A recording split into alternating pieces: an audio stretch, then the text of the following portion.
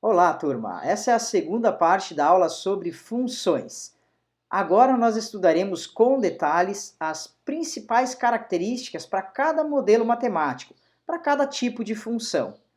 Quando a gente faz esse estudo, a ideia é compreender quais elementos são fundamentais para descrever a função, ou seja, quais elementos são importantes que a gente detalhe, calcule para desenhar corretamente o gráfico correspondente a uma função, permitindo assim esclarecer o comportamento e algumas características para cada tipo de função. Se ela é uma função crescente, se ela é uma função decrescente, se ela possui um valor máximo, um valor mínimo, como é que é a concavidade dessa função, entre outros detalhes. Vamos lá! E aí a nossa primeira função elementar é a função linear. Então, y igual a ax mais b ou y igual a mx mais n. O que nós temos aqui como o gráfico de uma função linear? Ele é uma reta inclinada. E aí nós temos duas possíveis situações. Essa reta ela pode ser inclinada crescente, assim, ou inclinada decrescente, nesse formato. E quem diferencia um caso do outro é o valor do A. Se o A for maior do que zero, a reta será crescente. Se o A for menor do que zero, a reta será decrescente. Um exemplo possível para essa primeira situação, y igual a qualquer coisa que envolva A positivo. Por exemplo, 2x mais 4. O exemplo para a segunda situação, y igual a menos 2x mais 3. Então, observe que o valor do A negativo é traduzido por uma reta decrescente. O valor do A positivo é traduzido por uma reta crescente. Esse comportamento da reta, se é crescente ou decrescente, ele é determinado pelo A, mas por uma consequência desta função aqui. Ou seja, é exatamente a conexão entre x e y que dá origem ao formato do gráfico. Nós desenhamos o gráfico atribuindo valores para x, calculando os valores de y correspondentes, portanto, calculando os pares ordenados e aí sim graficando essa função. Nesse caso, vamos atribuir alguns valores para x, calcular os valores correspondentes de y e desenhar o gráfico. E aí nós vamos perceber que é exatamente o comportamento, a característica de funções como esta, que determinam o gráfico como sendo uma reta.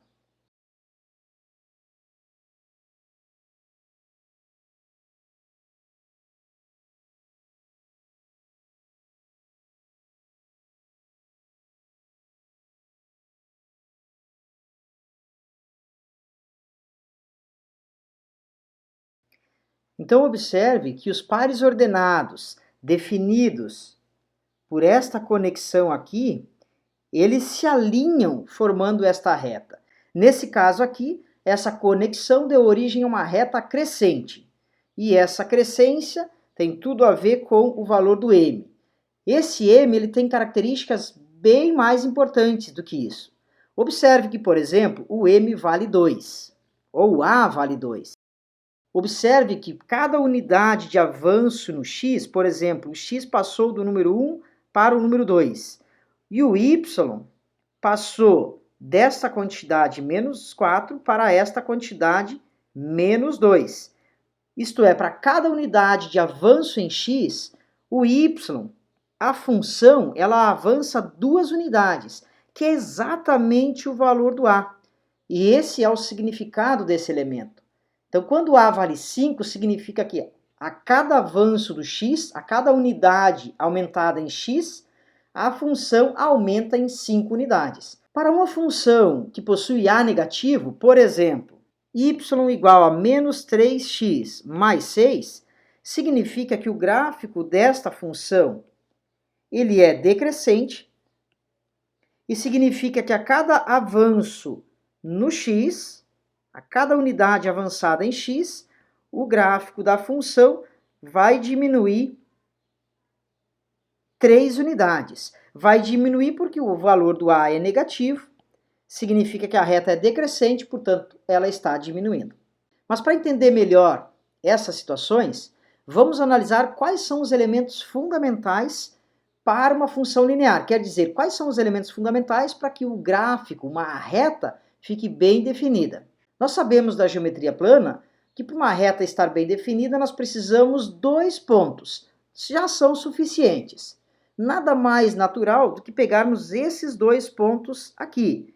Esse ponto de cruzamento com o eixo x e esse ponto aqui de cruzamento com o eixo y. Por que esses 2 pontos? Porque eles possuem uma característica determinante, decisiva. Esse ponto aqui, ele é um ponto que possui a coordenada y igual a 0. Portanto, esse ponto aqui é do tipo algum valor para o x e o y vale 0.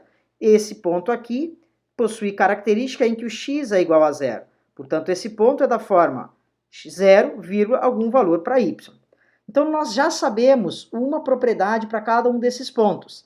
Então, se nós temos uma função, conhecemos a lei matemática, a fórmula da função, basta impor essas informações para calcular a outra informação. Uma função é um duelo entre o valor do x com o valor do y, o valor da entrada com o valor da saída. Se nós conhecemos um deles, nós conseguimos calcular o outro.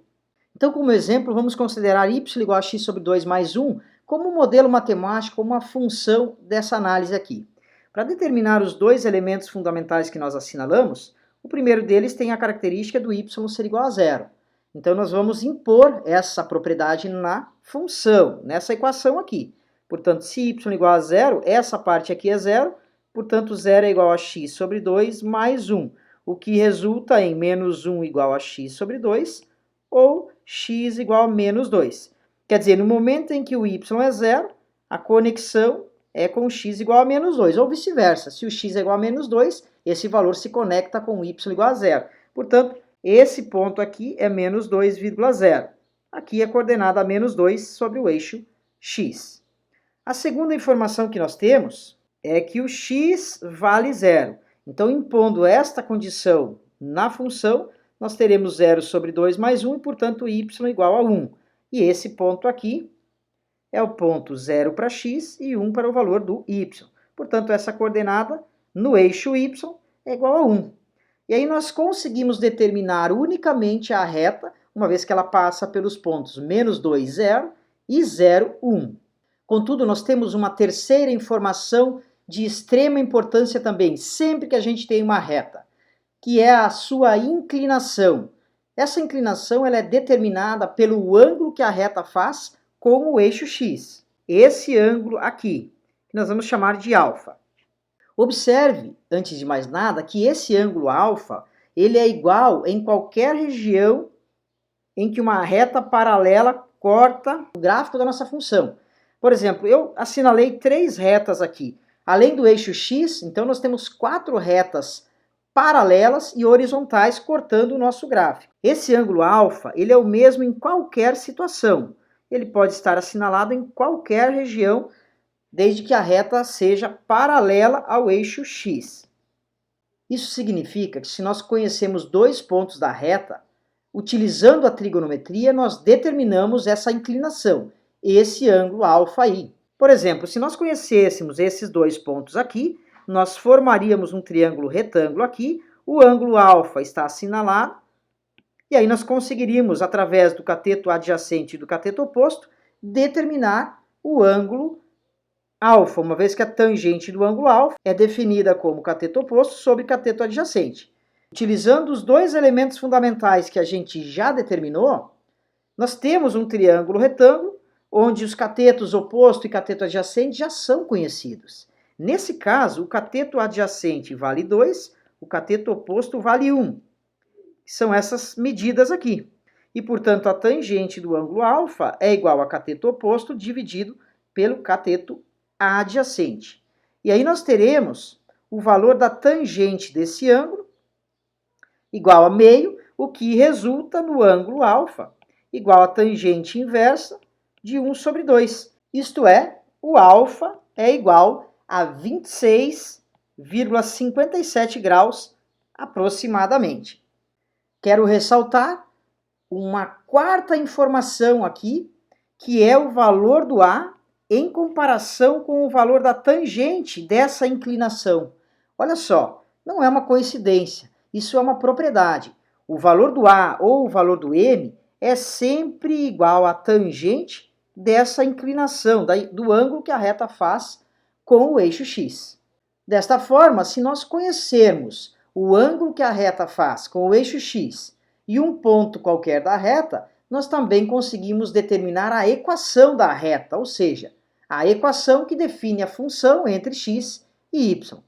Todas estas propriedades que nós assinalamos também são válidas no caso de uma reta decrescente, como por exemplo, y igual a menos 3x mais 6.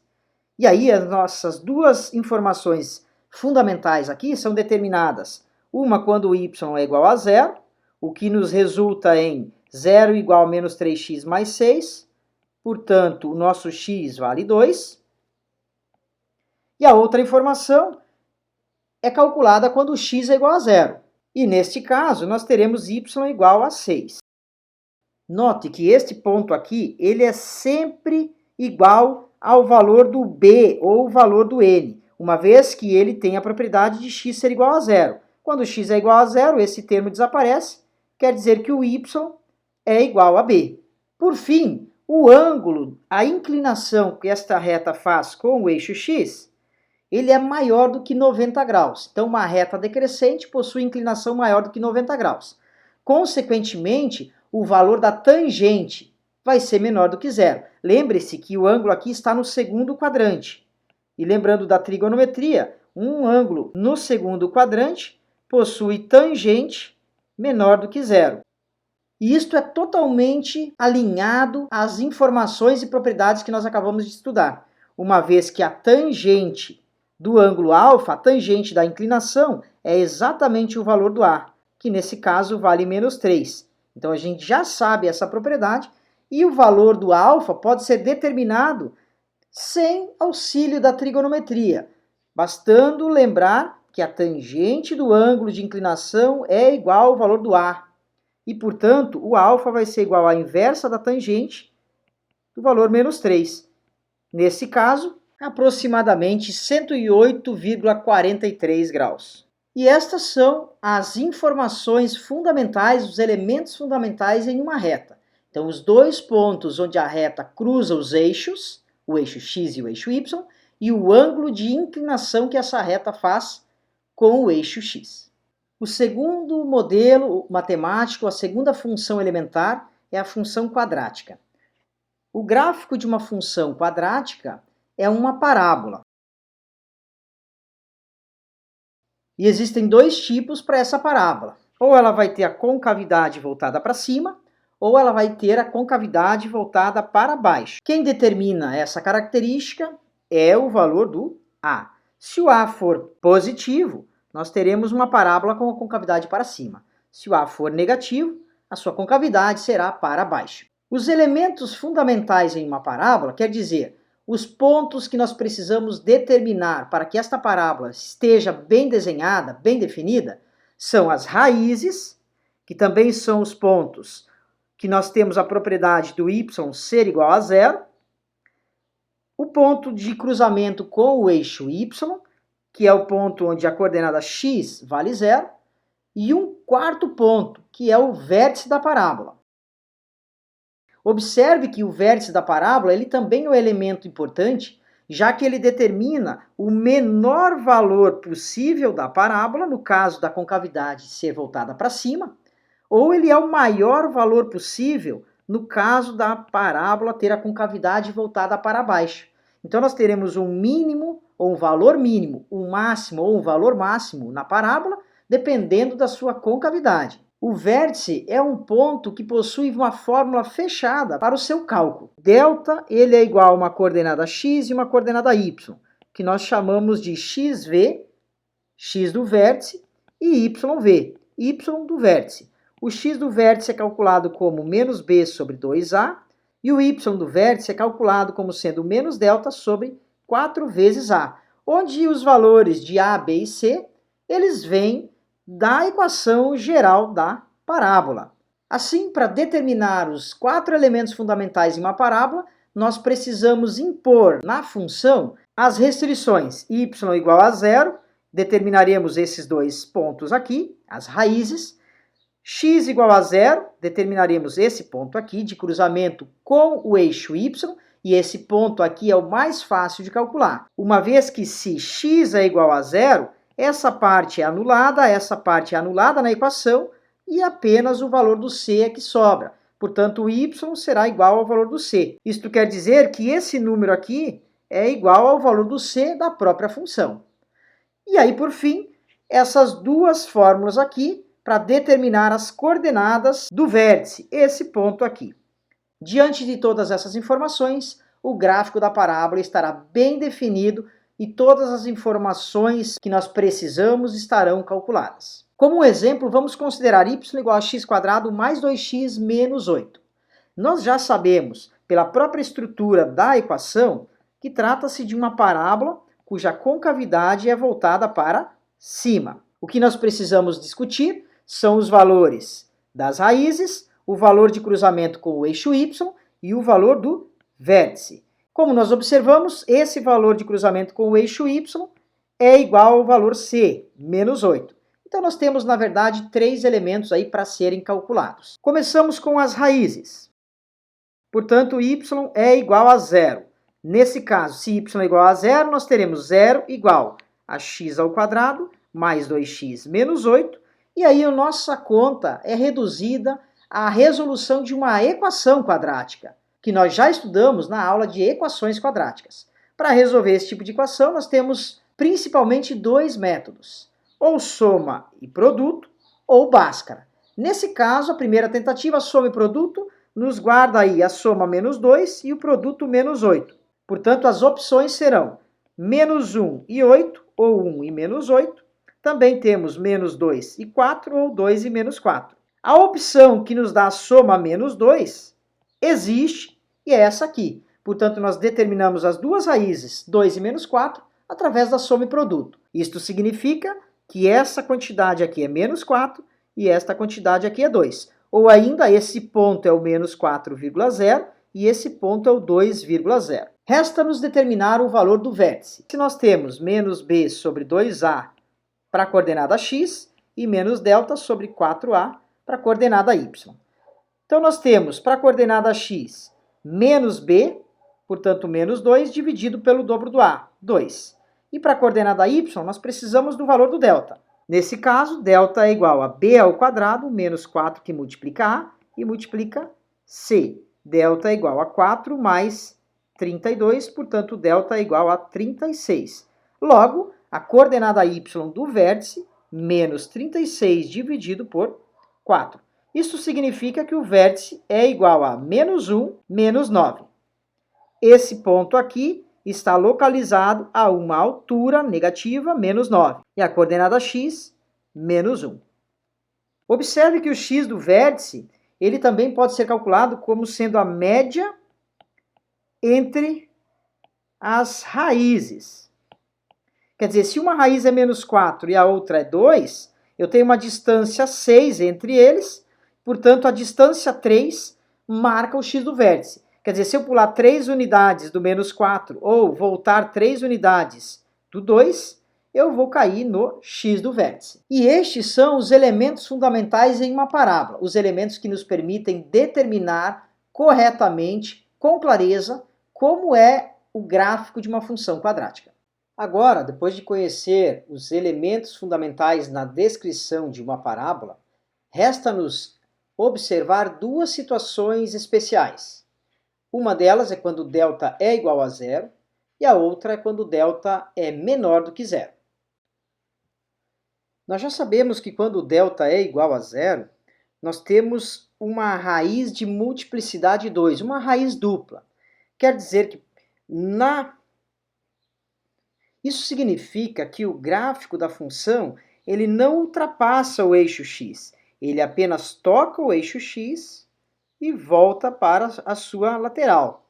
Se ele está no lado positivo do y, ele volta ao lado positivo do y.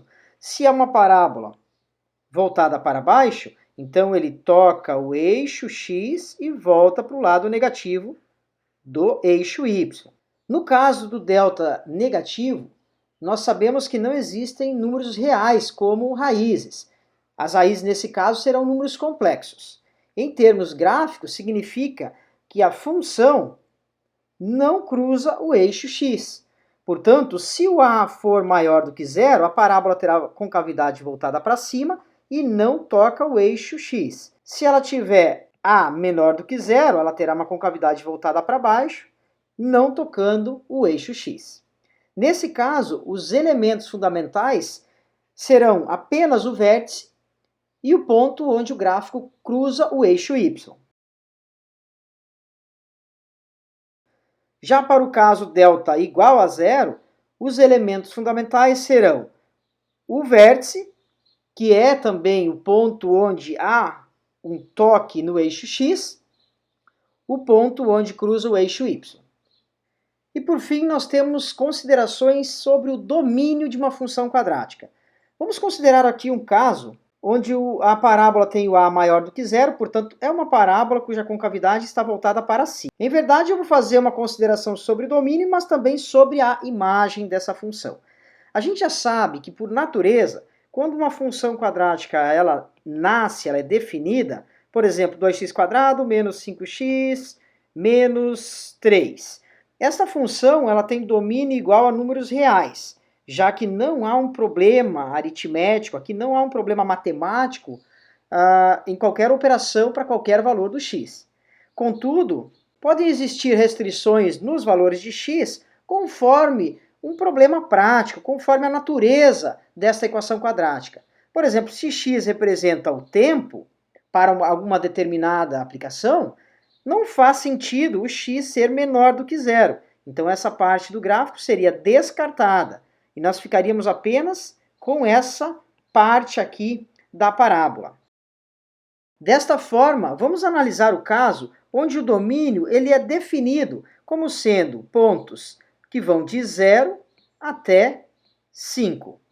Fechado em 0, aberto em 5. Que consequências essa informação traz para o gráfico, traz para a função, para a imagem dessa função? Como o x varia de 0 até 5, então nós temos o domínio começando em 0 e parando em 5. Eu não sei se o 5 está à direita, está exatamente na raiz, ou à esquerda da raiz. Para isso, eu posso pegar x igual a 5 e observar com quem esse valor está conectado. Quer dizer, quando x é igual a 5, o y vai ser igual a 2 vezes 25 menos 25 menos 3. Quer dizer, 50 menos 25, 25 menos 3, 22. Portanto, o valor de x igual a 5 está conectado a y igual a 22. E aí, ele está à direita da raiz, mais ou menos aqui. Logo, estas partes do gráfico não existem mais, já que o domínio está restrito de 0 até 5. Além disso, como o 0 pertence ao domínio, por isso o intervalo fechado, aqui no gráfico a bolinha fica fechada. Isso significa que esse valor de y aqui, ele faz parte da imagem. Já quando x é igual a 5, o intervalo está aberto, portanto aqui o valor do x como sendo 5 não existe. Logo, não existe essa conexão com o valor de y. Quer dizer, o x igual a 5 é o último valor do domínio e y igual a 22 é o último valor da imagem. Quer dizer que a imagem começa aqui no vértice e termina lá no 22. Lembra aí que a imagem é como se tivéssemos a projeção de todo o gráfico em cima do eixo y. Então ele começa aqui e termina em y igual a 22. Contudo, bolinha fechada no vértice e bolinha aberta no 22. Essa informação sobre a imagem da função quadrática, ela evidencia outra importância do vértice, já que o vértice caracteriza o menor valor, o valor mínimo, ou o maior valor, o valor máximo, dependendo da parábola, ele também é o marco inicial da imagem da função. Então, nesse caso, para determinar a imagem corretamente, nós precisamos calcular o y do vértice, menos delta, dividido por 4a. Delta é igual a 49, logo o y do vértice é igual a menos 49, dividido por 4 vezes o a, que é 8. Então esse aqui é o valor do y do vértice, e a imagem fica corretamente determinada, partindo deste valor e indo até o número 22. O nosso próximo modelo matemático, a nossa próxima função elementar, é a função exponencial. A equação geral da função exponencial é y igual a b elevado a x, quer dizer, uma base elevada a um expoente x. Então a conexão entre x e y é dada desta forma aí. E aqui também nós temos dois possíveis gráficos, dois possíveis comportamentos. Como nós já estudamos lá na aula sobre potências, nós sabemos que quando a base é um número maior do que 1, a potência b elevado a x aumenta o resultado à medida que o valor do x aumenta. E isso caracteriza uma função crescente. Quanto maior o valor do x, maior o valor do resultado. Portanto, o gráfico dessa situação é um gráfico parecido com este aqui. Existem dois elementos fundamentais, dois elementos que nós precisamos destacar para que o gráfico fique bem definido. Estes elementos são esse ponto de cruzamento da função com o eixo y, demarcado aí por x igual a 0, e aí nós já sabemos o valor dele, que é 1, já que b elevado a 0 é igual a 1. 2 elevado a 0 é igual a 1, 3 elevado a 0 é igual a 1. O outro elemento importante é a assíntota, ou seja, uma reta que se confunde ao gráfico para valores de x grandes. Quer dizer, pode ser positivo ou negativo, mas em número muito grande. Nesse caso, quando o x tende a menos infinito, o x fica muito, muito grande, mas em valor negativo, nós temos um comportamento assintótico. Quer dizer, essa reta aqui, que está exatamente sobre o eixo x, é uma reta que se confunde ao gráfico da função. Então, esta reta é chamada assíntota. O outro tipo de gráfico que nós podemos ter, o outro tipo de comportamento, ocorre quando a base é o número entre 0 e 1. Nesse caso, nós estudamos as potências e observamos que com o aumento do valor do x, a potência diminui, mas ela nunca é negativa. Por exemplo, 0,2 elevado a x. Aumentando-se o valor do expoente x, o valor total dessa potência, que nós chamamos de y, ele diminui e fica cada vez mais próximo de zero. Em termos gráficos, isso significa que a função ela decresce e torna-se cada vez mais próxima do número zero. Porém, nunca vale zero, muito menos negativo. Os elementos fundamentais aqui, também o ponto de cruzamento com o eixo y, igual a 1, já que x vale zero, e quando x vale zero, nós também teremos a igualdade y igual a 1, e a assíntota, que também está sobre o eixo x. E essa característica dos gráficos de uma função exponencial são muito interessantes, porque isso quer dizer que toda função exponencial ou vai cair num gráfico do tipo crescente ou vai ser um gráfico do tipo decrescente. Não tem uma terceira, uma quarta possibilidade. Por exemplo, se y é igual a 5 elevado a x, nós teremos um gráfico crescente, onde os dois elementos importantes, fundamentais aí, serão o ponto número 1, cruzando o eixo y, e a assíntota, que é o próprio eixo x. Se y for igual a 0,3 elevado a x, nós teremos um comportamento decrescente. Portanto, teremos um gráfico que decresce, tende a tocar o eixo y, mas nunca o toca. Quer dizer, nós temos a assíntota sobre o eixo x, e esse ponto aqui passa em y igual a 1. Situações interessantes acontecem com uma pequena variação de funções como estas, exponenciais que a gente estudou. Por exemplo, essa aqui a gente já sabe exatamente o comportamento. Ela é uma função crescente, passando pelo número 1 aqui. Uma modificação, por exemplo, 3 elevado a x menos 1, é uma pequena variação da função elementar. Outra situação ainda, y igual a 3 elevado a x menos 1. Observe a diferença.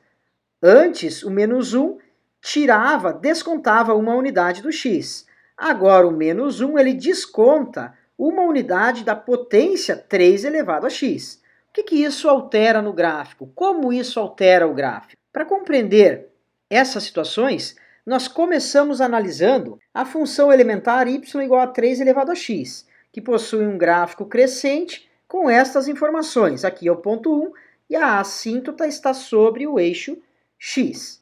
Quando a gente desconta uma unidade do valor do x, quer dizer, desconta uma unidade da variável x, isso tem como consequência um translado horizontal para a direita do gráfico, em exatas uma unidade. Se fosse 3 elevado a x menos 5, o translado seria de 5 unidades. Se fosse 3 elevado a x mais 8, eu teria um translado de 8 unidades, mas agora para a esquerda.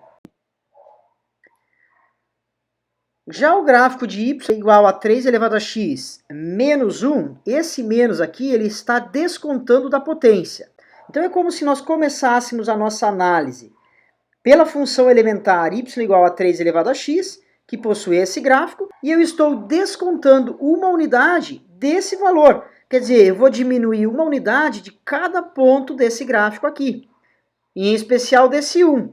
Isso significa que o gráfico vai transladar verticalmente para baixo uma unidade. Eu estou descontando 1, portanto, todos os pontos diminuirão uma unidade. Logo, esse ponto aqui vai passar para a origem. A assíntota vai mudar, pois ela vai descer também uma unidade. E aí o gráfico da função vai ser um gráfico com essa assíntota passando por esse ponto. Se no caso tivéssemos y igual a 3 elevado a x menos 8, haveria um translado vertical 8 unidades para baixo. Se fosse 3 elevado a x mais 5, quer dizer que todo o gráfico sobe 5 unidades, translada verticalmente para cima 5 unidades. E esse comportamento é válido para qualquer função. Se nós tivermos y igual a x ao quadrado, essa função é uma parábola na origem. Se eu fizer y igual a x ao quadrado menos 3, toda esta parábola vai descer 3 unidades. Vai parar aqui no menos 3, já que esse menos 3 está retirando do x ao quadrado, e x ao quadrado é representado por esse gráfico. Se porventura eu tenho y igual a 2x mais 4, eu tenho o y igual a 2x, que é uma reta passando pela origem, com inclinação 2. Quando eu somo 4 a essa quantidade, todos os pontos da reta subirão 4 unidades. Portanto, essa reta passará pelo y igual a 4 e será paralela. E essa característica se mantém para qualquer tipo de função. E aí, para finalizar com as funções elementares, nós temos a função logarítmica. A equação geral conecta o valor do x com o valor do y através da fórmula y igual a logaritmo de x em uma base qualquer. Também temos dois casos possíveis para a função logarítmica. Uma delas ocorre quando a base é um número maior do que 1. E neste caso, nós temos um comportamento crescente para a função logarítmica. Mas antes de analisar o gráfico, lembra que o x dentro do logaritmo ele tem que ser estritamente maior do que zero. Isso significa que o domínio não possui pontos à esquerda do eixo y. Logo, todo o gráfico vai estar à direita desse eixo. Fica assim, logaritmo, por exemplo, na base 2 de x, é um logaritmo que tem a assíntota vertical, passa pelo ponto 1 aqui também. Esse x vale 1, porque quando o x vale 1, nós temos y igual a logaritmo na base 2 do número 1. E o logaritmo do número 1 é igual a zero. Portanto, a raiz da função logarítmica é exatamente o valor do x igual a 1. Assim, as duas informações fundamentais para determinar e desenhar o gráfico de uma função logarítmica é a assíntota vertical, nesse caso é exatamente o eixo y, e a raiz, que é x igual a 1. A segunda situação ocorre quando a base é um número entre 0 e 1. Nesse caso, nós temos um comportamento decrescente, mas com os dois elementos fundamentais idênticos. Quer dizer, a assíntota continua sendo o eixo y, o gráfico continua passando pelo ponto 1, porém agora em formato decrescente. Então estes são os dois possíveis gráficos para uma função logarítmica.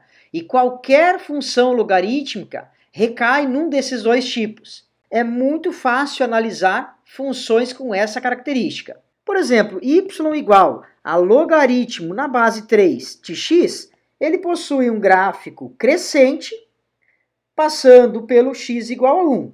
Então fica assim.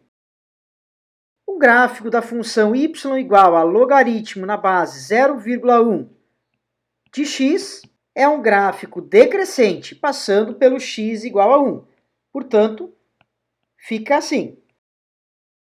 Gráficos mais gerais seguem o mesmo padrão que a gente analisou para as funções exponenciais. Por exemplo, y igual a logaritmo na base 3 de x mais 4. Significa que nós temos y igual a logaritmo na base 3 de x como função elementar, portanto, um gráfico crescente passando pelo x igual a 1, e a assíntota, o próprio eixo y. No momento em que nós somamos 4 unidades ao valor do x, o significado é um translado para a esquerda de 4 unidades. Quer dizer, a assíntota vai parar no x menos 4 e a raiz vai transladar 4 unidades também, parando em x igual a menos 3. Concluindo que o gráfico fica assim. Outro exemplo, y igual a logaritmo na base 0,8 de x mais 3. Atenção agora com esse mais 3, pois ele não está somando x, ele está somando a quantidade total, o logaritmo de x na base 8. Isso significa que nós temos a função elementar y igual a logaritmo de x na base 0,8, que é um gráfico decrescente. A assíntota é o eixo y, passando pelo ponto x igual a 1, e é esse gráfico que translada verticalmente para cima 3 unidades. Então, esse ponto aqui continua x igual a 1, mas ele passa 3 unidades para cima. A assíntota não altera, pois ela também translada para cima, mas não muda sua localização. Então, o gráfico fica assim. Nessa situação, nós temos um cálculo adicional, porque um dos elementos foi perdido, que é a raiz. Então, essa raiz aqui, esse valor de x, nós vamos precisar calcular. E essa conta, ela equivale a incorporar y igual a 0 na função. Quando y é igual a 0, qual é o valor dessa conexão com x? Então, fica assim, o y vale 0, logaritmo na base 0,8 de x mais 3. E aí resolvemos essa equação logarítmica. Fica logaritmo de x na base 0,8 igual a menos 3, usando a definição de logaritmo. 0,8 elevado a menos 3 tem que ser igual a x. Ou x é igual a 0,8 elevado a menos 3. Concluindo que x é igual a 1,95 aproximadamente. Então esse número aqui, que era 1, passa a ser 1,95. Bem, pessoal, essa foi a aula de hoje, a aula sobre funções, onde nós analisamos diversas características gerais sobre qualquer tipo de função. Depois nós afunilamos o nosso foco e estudamos as funções elementares. A função linear ou do primeiro grau, a função quadrática ou do segundo grau, a função exponencial e a função logarítmica. Estudamos os detalhes de cada um desses modelos, os elementos fundamentais que são necessários para desenhar e esclarecer o gráfico de cada um deles.